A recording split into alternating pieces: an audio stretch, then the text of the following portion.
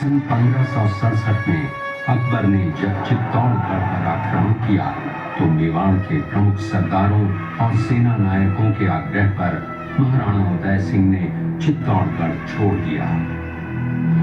अपने देश, कुल, गौरव और मातृभूमि की मर्यादा के लिए प्राण न्योछावर करने वाले योद्धाओं और लड़नाओं से प्रताप ने न केवल सीख ली बल्कि ये घटना उनके जीवन का आधार बन गई।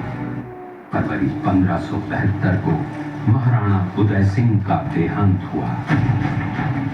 प्रताप की ज्येष्ठता और योग्यता को ध्यान में रखते हुए सरदारों ने उनको राजगद्दी पर आसीन किया। होली के दिन उनका गोगुंदा में राज तिलक हुआ।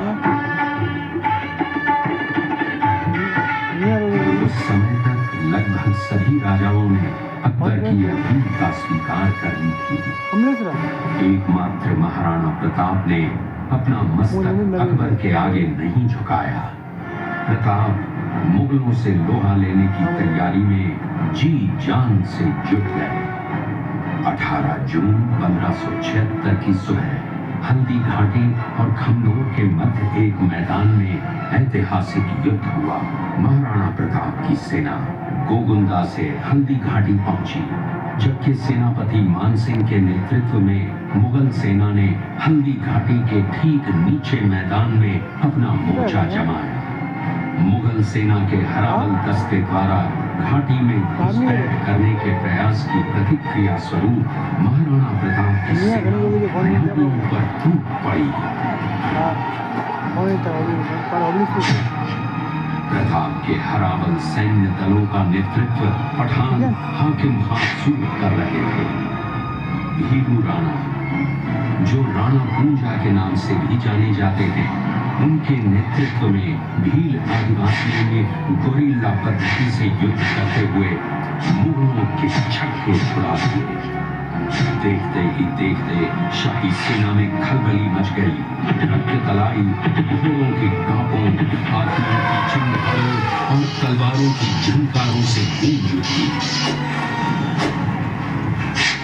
चारों तरफ हाहाकार मच गया। युद्ध का घटनाक्रम अचानक उस समय बदल गया जब प्रताप ने अपने घोड़े चेतक को एड़ लगाकर मानसिंह के हाथी पर चढ़ा दिया और उस पर भाले से भरपूर वार किया। मानसिंह हौदे में दुबक गया। हाथी से उतरते समय चेतक की एक टांग कट गई।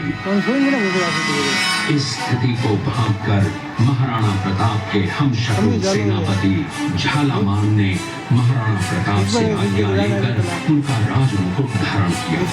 मुगल सेना झालामान को महाराणा प्रताप समझकर इन पर टूट पड़ी और झालामान शहीद हो गए। उधर चेतक ने अपने स्वामी को 5 किलोमीटर तक 3 टांगों पर भी लेकर एक बरसाती नाले को पार किया। उसके पश्चात उसके प्राण पखेरु उड़ गए। इस युद्ध से महाराणा प्रताप के मन पर गहरा प्रभाव पड़ा। परिणाम स्वरूप उन्होंने मुगलों पर विजय प्राप्त करने तक राजसी ठाट बाट छोड़ने और पत्तों पर भोजन करने का प्रण लिया, जिसे उन्होंने जीवन भर निभाया।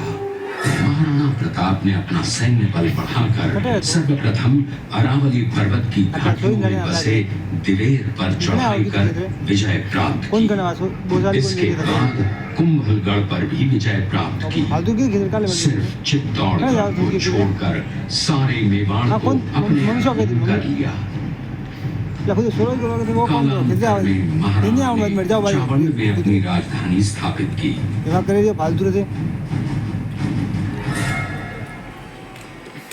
19 जनवरी 1597 वर्ष की आयु में इस संसार से प्रयाण किया।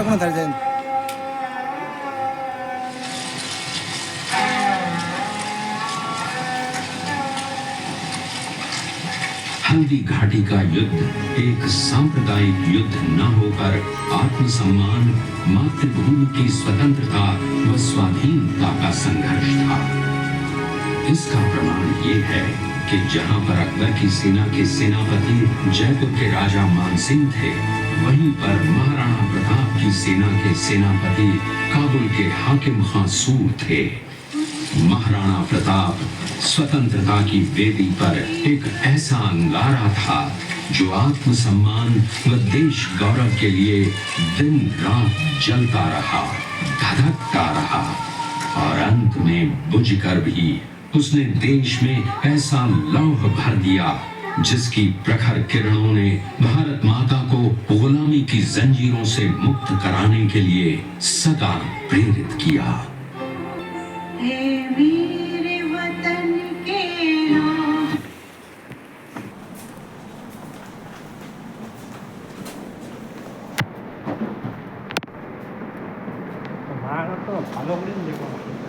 महाराणा बा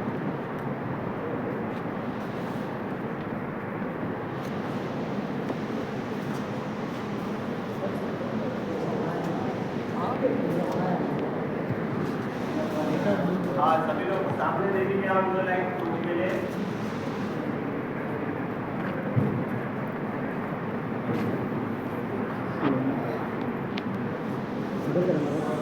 का है। हल्दीघाटी युद्ध के बाद महाराणा प्रताप अपनी प्रतिज्ञा का पालन करने के लिए वनवासी जीवन व्यतीत करने लगे। उनके पास पर्याप्त संपत्ति नहीं थी तो उनके वित्त मंत्री भामाशाह ने अपनी सारी सुख सुविधा को छोड़कर अपने राजा को स्वयं का धन 25 लाख रुपए व राजकोष में 20,000 अशर्फियां देश के लिए अर्पित बढ़ाया और मेवाड़ मातृभूमि को आजाद करवाया। गढ़ किला है। इस किले का प्राचीन नाम मच्छिंद्रगढ़ है। इस किले का निर्माण महाराणा कुंभा ने करवाया था। इस किले के अंदर 9 मई 1540 ईस्वी में महाराणा प्रताप का जन्म हुआ था। इस किले की ऊंचाई समुद्र तल से 3568 फीट की है। इस किले की दीवार 36 किलोमीटर तक फैली हुई है। इस दीवार का नाम ग्रेट वॉल ऑफ चाइना के बाद द्वितीय पायदान पर दर्ज है।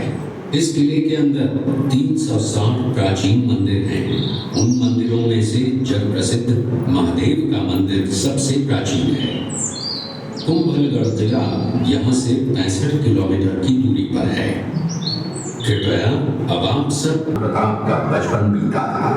इस किले की तलहटियों में महाराणा प्रताप ने अपने गुरु से शिक्षा प्राप्त की थी। ये किला 12 वर्ग किलोमीटर में फैला हुआ है। इस किले पर जब भी विदेशी आक्रांताओं ने आक्रमण किया और उस आक्रमण में कोई भी राजा व सैनिक वीर गति को प्राप्त कर लेते तो उनकी पत्नियां वीरांगनाएं अपने सतीत्व की रक्षा करने के लिए जलती हुई अग्नि में कूद प्राणों को त्याग देती थी, जिसे हम जौहर कहते हैं। चित्तौड़गढ़ में 3 मुख्य बड़े जौहर हुए थे। प्रथम जौहर 1303 ईस्वी में रानी पद्मिनी ने 16,000 स्त्रियों वीरांगनाओं के साथ जौहर किया था, सिर्फ अल्लाउद्दीन खिलजी के कारण। दूसरा जौहर 1535 ईस्वी में गुजरात के शासक बहादुर शाह के आक्रमण के कारण रानी कर्मावती ने वीरांगनाओं के साथ किया। और तीसरा जौहर 1568 ईस्वी में जब अकबर ने चित्तौड़गढ़ पर आक्रमण किया, उसी समय रानी कुंभकुंवरी ने 7,000 वीरांगनाओं के साथ जौहर किया। फिर भी अकबर का मन नहीं भरा और अंत में हजारों आम लोगों का कत्लेआम करवाकर उन्हें मौत के घाट उतारा गया। इस किले में देखने योग्य विजय स्तंभ है, कीर्ति स्तंभ, मीरा मंदिर, जैन मंदिर, कालिका माता मंदिर, भामाशाह हवेली, कुंभाश्याम मंदिर, फतेह प्रकाश महल हैं। ये किला यहाँ से 140 किलोमीटर दूरी पर है। ये देखते हुए सभी अतिथि आगे की तरफ चले। अब्दुल रहीम खान राणा अजमेर का सूबेदार जब वो शेरपुर पहुंचा तब इसका पता कुंवर अमर सिंह को चला, जो महाराणा प्रताप के पुत्र थे।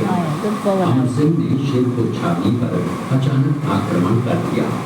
उस आक्रमण में मुगल सेना में भगदड़ मच गई। मुगल सेना को अपनी छावनियों को छोड़कर भागना पड़ा।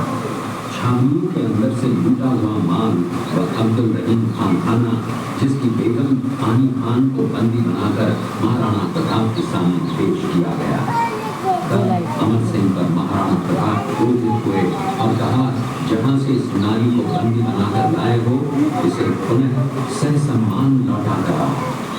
महाराणा प्रताप ने कहा, हमें नारी से कोई दुश्मनी नहीं है, हमें तो देश विद्रोहियों से दुश्मनी है, जिन्होंने चारों तरफ आतंक फैलाया है।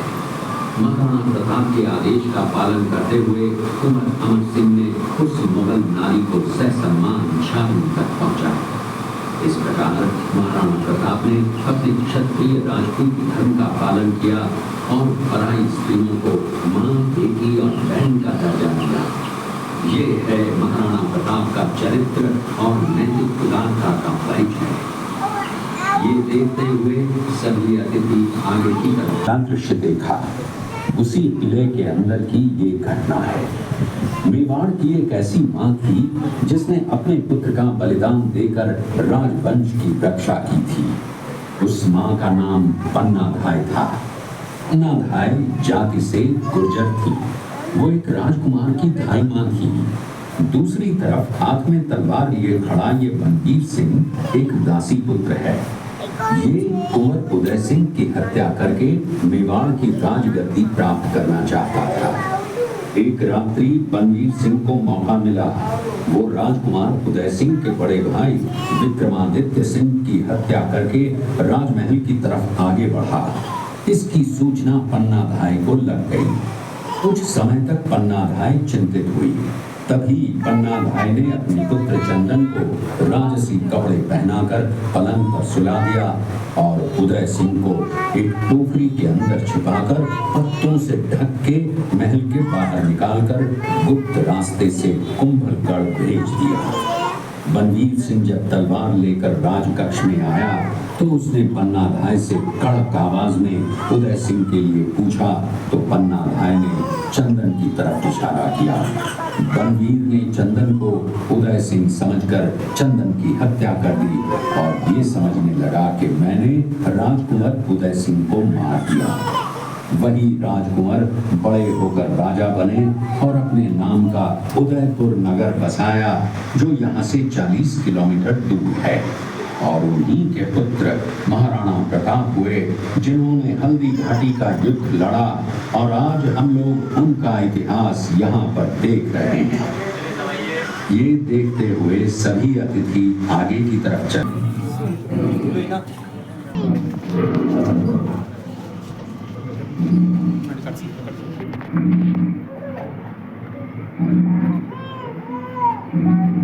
ये घटना महाराणा प्रताप की वीरता को दर्शाती है। एक समय नरभक्षी बाघ का आतंक महाराणा प्रताप की वीरता की प्रतीक है। कृपया अब आप सब पीछे। महाराणा प्रताप अपनी प्रतिज्ञा का पालन करते हुए, महाराणा प्रताप ने प्रतिज्ञा की थी कि जब तक अपनी मातृभूमि को शत्रुओं से मुक्त नहीं करा लेता, तब तक न तो मैं महलों में रहूंगा, न किसी धातु के पात्र में भोजन करूंगा, न किसी गद्दी के बिछौने पर सोऊंगा। पत्ते ही भोजन के पात्र होंगे, जमीन ही बिछौना होगा। इस प्रतिज्ञा का पालन उन्होंने 21 वर्षों तक जंगलों में रहकर किया। इस दृश्य में देखिए महाराणा प्रताप वृक्ष के नीचे बैठकर पत्तों पर खाना खाते हुए। इसी कारण हम आज भी महाराणा प्रताप को श्रद्धा व सम्मान से याद करते हुए देशभक्ति की प्रेरणा प्राप्त करते हैं। ये देखते हुए सभी अतिथि आगे की तरफ चले। ये दृश्य महाराणा प्रताप और सुविख्यात स्वामी भक्त घोड़े चेतक के अंतिम मिलन का है। हल्दी घाटी युद्ध के बाद चेतक घोड़े ने 22 फीट के एक बरसाती नाले को पार किया। ये उसी समय का दृश्य है। पास में खड़े महाराणा प्रताप के छोटे भाई शक्ति सिंह हैं, जो पहले मुगल सेना में थे। बाद में वो महाराणा प्रताप की तरफ आए, माफी मांगी और अपना घोड़ा महाराणा प्रताप को दिया। ये देखते हुए सभी अतिथि आगे की तरफ चले। खेती होती है चेंजी गुलाब, देसी गुलाब की, जो यहाँ पे मार्च और अप्रैल के बीच में गुलाब के फूल आते हैं। उन्हीं से हम गुलकंद, गुलाब जल, शरबत वगैरह यहीं पे तैयार करते हैं। इसके अंदर 10,000 गुलाब के फूल, 25 लीटर पानी डालते हैं, उसको गर्म करते हैं, उसकी भाप को पीछे ठंडी करते हैं और गुलाब जल बनता है, जिसको आंखों में, मिठाई में, पूजा वगैरह में उपयोग लेते हैं। इसके अलावा गुलाब से शरबत, गुलकंद, इत्र और भी प्रोडक्ट तैयार होता है। उन सभी का आपको सिंपल टेस्ट यहाँ दिखाएंगे, आप लोग टेस्ट करो, अच्छा लगे लेना, बाकी तक घूम फिर के देखना। आइए।